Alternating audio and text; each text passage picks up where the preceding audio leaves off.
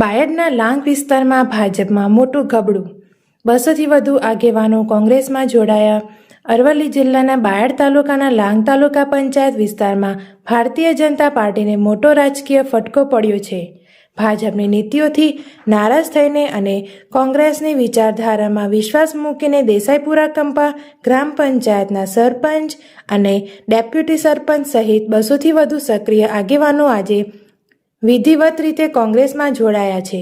અરવલ્લી જિલ્લા કોંગ્રેસ સમિતિના પ્રમુખ અરુણભાઈ પટેલના અધ્યક્ષ સ્થાને યોજાયેલા કાર્યક્રમમાં આ પક્ષ પરિવર્તન થયું હતું, જેમાં દેસાઈપુરા ગ્રામ પંચાયતના સરપંચ કેશાજી ઠાકોર, ડેપ્યુટી સરપંચ દીપેશભાઈ પટેલ, લાંગના પૂર્વ સરપંચ કાળુસિંહ ઝાલા, કેસરીસિંહ ઝાલા, ભેમસિંહ ઝાલા, શાનસિંહ ઝાલા, મહેશ ઝાલા તથા મોહનજી રાઠોડ સહિતના 200થી વધુ કાર્યકરોએ કેસરીઓ ત્યાગી કોંગ્રેસનો પંજો પકડ્યો હતો.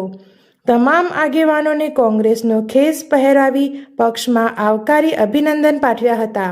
આ પ્રસંગે પૂર્વ ધારાસભ્ય જશુભાઈ પટેલ, તાલુકા કોંગ્રેસ પ્રમુખ મુકેશસિંહ, અશોકસિંહ, બક્ષીપંચ સેલના પ્રમુખ રાજેશસિંહ ઝાલા, હિતેન્દ્રભાઈ પટેલ, માનવેન્દ્રસિંહ સોલંકી અને યોગેન્દ્રસિંહ સોલંકી સહિતના કોંગ્રેસના અગ્રણીઓ મોટી સંખ્યામાં ઉપસ્થિત રહ્યા હતા.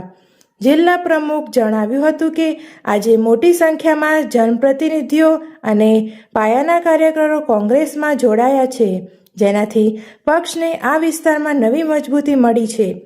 આગામી દિવસોમાં આ વિસ્તારના પડતર પ્રશ્નો અને જનતાની સમસ્યાઓને વાચા આપવા માટે કોંગ્રેસ પક્ષ આ તમામ આગેવાનો સાથે મળીને મજબૂતાઈથી લડત આપશે.